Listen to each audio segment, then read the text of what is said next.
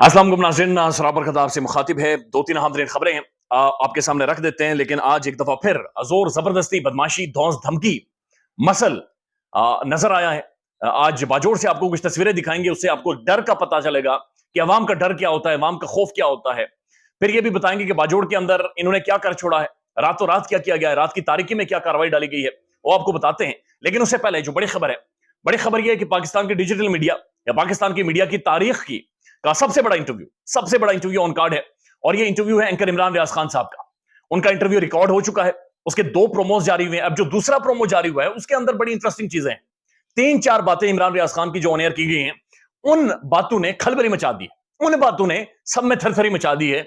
और वो इंटरव्यू अब कुछ दिनों में मंजर आम पर आएगा। रिकॉर्ड हो चुका है, एडिटिंग शेडिटिंग सबकी हो चुकी है, बस राइट टाइम पर वो इंटरव्यू आपके सामने आ जाएगा। अब ये इंटरव्यू इंपॉर्टेंट किस लिए? इसलिए भी बहुत ज्यादा इंपॉर्टेंट है कि पाकिस्तान में जो रिजीम चेंज की गई, एंकर इमरान रियाज खान उसका सबसे बड़ा क्रिटिक रहा, रिजीम चेंज के ऊपर बातचीत करता रहा। बात सिर्फ यहां तक खत्म नहीं होती, बल्कि एंकर इमरान रियाज खान की बहुत सारे मामलात के यानी शाहिद हैं, बहुत सारे मामलात को बहुत क्लोज से जानते हैं। अरशद शरीफ और इमरान रियाज खान साहब वो साथी हैं जिन्होंने हर पावर कॉरिडोर्स को, हुकूमतों को, रिजीम चेंज कैसे हुई, उस रात को क्या हुआ, उससे पहले क्या हुआ, प्लानिंग क्या हुई, प्लॉटिंग क्या हुई, यानी सारी चीजों को ये साफी जानते हैं। फिर उसके बाद ये भी एक कहानी है कि इमरान रियाज खान साहब के चेहरे पर जालिम का चेहरा नजर आता है, एक जुल्म की दास्तान नजर आती है। और रिजीम चेंज के बाद बुनियादी तौर पर इस मुल्क में जो इंसानी हुकूक की पामालियां की गई हैं, उनका जो बदतरीन शिकार हुए वो एंकर इमरान रियाज खान हुए हैं। लेकिन अपने उस प्रोमो में जो उन्होंने 2-3 बातें की हैं वो आपके सामने रखेंगे।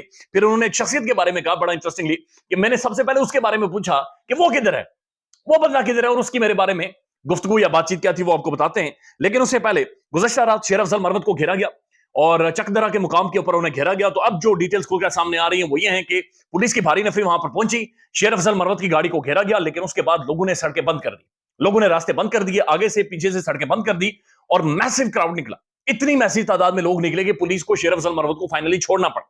ना सिर्फ शेर अफजल मरवत को छोड़ना पड़ा, बल्कि उसके बाद शेर अफजल मरवत को अवाम ने खुद, लोगों ने खुद बाजोड़ तक पहुंचा दिया। और बाजोड़ में आज तहरीक इंसाफ का वर्कर कन्वेंशन है।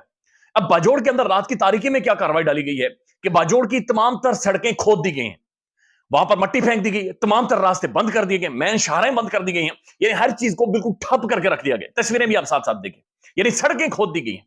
ये डर है, ये खौफ है, ये खौफ की अलामत है कि पब्लिक ना निकल आए, अवाम ना निकल आए। यानी वर्कर्स कन्वेंशन है, कोई जलसा नहीं है, कोई बहुत बड़ा मैसिव जलसा नहीं है, कोई वहां पर रोटी छोटी देंगे या मौसीकी नहीं बजेगी, बल्कि सिर्फ एक वर्कर्स कन्वेंशन है कि जहां पर पहले गुमान किया जा रहा था चंद 100 लोग या हजारों लोग इकट्ठे होंगे, लेकिन अब तो बात हाथ से निकल गई है।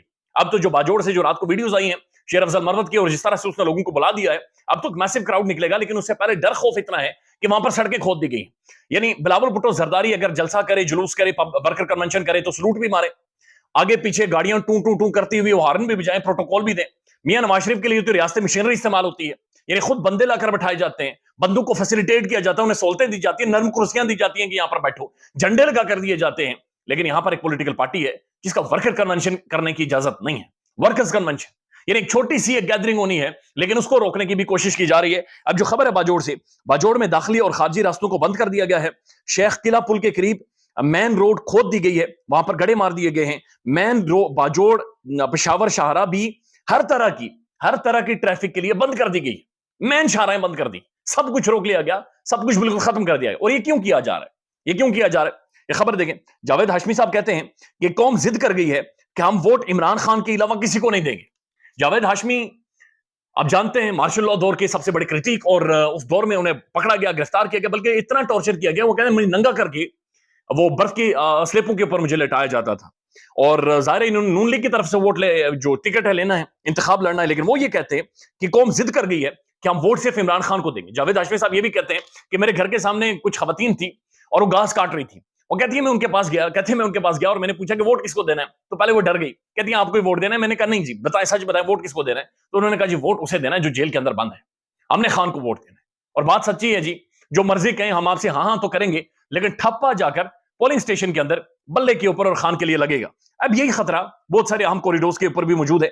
सोहेल वड़ाई साहब का तजिया है, सोहेल वड़ाई साहब ये कहते हैं कि महसूस किया जा रहा है कि अगर थोड़ा सा भी हाथ हल्का हुआ तो पीटीआई का नाराज वोटर बाहर निकल आएगा, कि अगर थोड़ा सा भी हाथ हल्का रखा गया, यानी घरों में छापे ना मारे गए, खवातीन को ना उठाया गया, पुलिस ने डंडे बैत ना मारे, लोग गायब ना किए गए, खौफ टेरर पर्चे गिरफ्तारियां ये सब कुछ अगर कायम ना रहा, عدالتیں اگر لچک نہ دکھاتی رہی, فلیکسیبلٹی عدالتوں کی قائم نہ رہی, عدالتوں نے کوئی بھی ایک سٹانس اس کے اوپر لے لیا, تو پھر جو تحریک انصاف کا ناراض ووٹر ہے وہ باہر نکل آئے گا.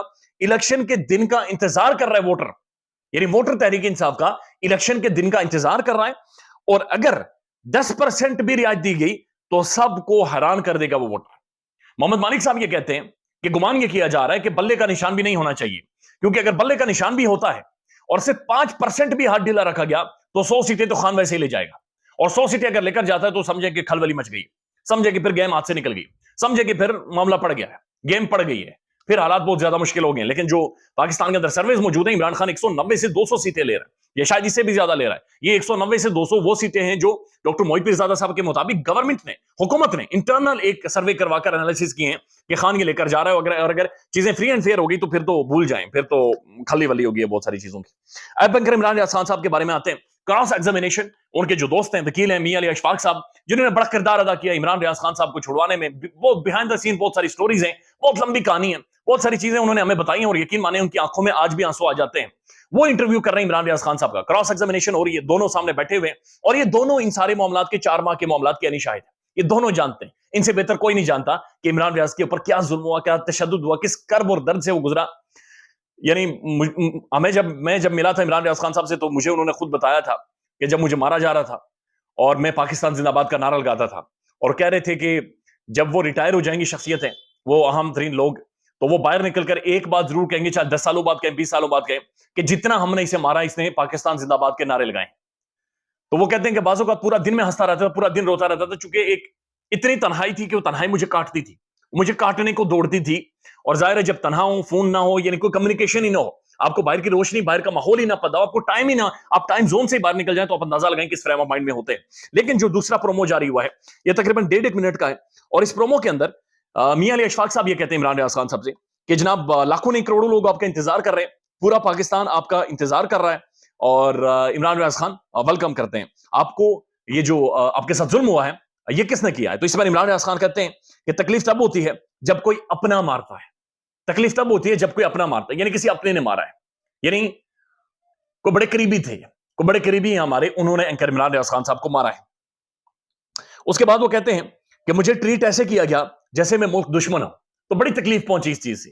یعنی ملک دشمن کے طور پر ایک بولنے والی آواز کو, ایک صحافی کو, جرنلسٹ کو, ایک ریجیم چینج کی کریٹیک کو ٹریٹ کیا گیا کہ تم ملک دشمن ہو, تم سوال پوچھتے ہو, تم ملک دشمن ہو. اس کے بعد وہ کہتے ہیں کہ یاد تو مجھے سب سے زیادہ صرف اور صرف اللہ کی آئی, کیونکہ جب ایسے معاملات میں انسان پہنچ جاتا ہے تو صرف اللہ کی یاد آتی ہے. انہوں نے ہمیں بتایا کہ میرے پاس صرف ایک قرآن پاک تھا, اور قرآن پاک کی ایک ایک آیت, ایک ایک ورڈ مجھ سے گفتگو کرتا تھا, میرے ساتھ بات چیت کرتا تھا, میری اور اللہ کی قرآن کے ذریعے بات چیت ہوتی تھی, گفتگو ہوتی تھی. اس کے بعد وہ کہتے ہیں جب میں باہر آیا تو سب سے پہلے میں نے اپنی ٹیم کے ممبر سے پوچھا کہ یار یہ رانا ثناء اللہ کدھر ہے. رانا ثناء اللہ نے میرے بارے میں سٹیٹمنٹ کیا دیا, اور جس طرح سے انہوں نے رانا ثناء اللہ روسی لے میں, اسی فوکس کے ساتھ, اسی چیس کے ساتھ انہوں نے کہا رانا ثناء اللہ نے میرے بارے میں کیا کہا, تو انہوں نے کہا میری ٹیم نے بتایا کہ انہوں نے لا تعلقی کر دی تھی. یعنی کہ حکومت جو ریاست کے معاملات دیکھتی ہے, انہوں نے انکار کر دیا تھا, انہوں نے لا تعلقی ظاہر کر دی تھی کہ ہمارا کوئی تعلق نہیں, ہمارے ہاتھ کھڑے ہیں, لہذا بھگتو. اندازہ لگائیے اسٹیٹمنٹ کے اندر کہ اس وقت کا وزیر داخلہ لا تعلقی کر رہا تھا, ہاتھ کھڑے کر رہا تھا.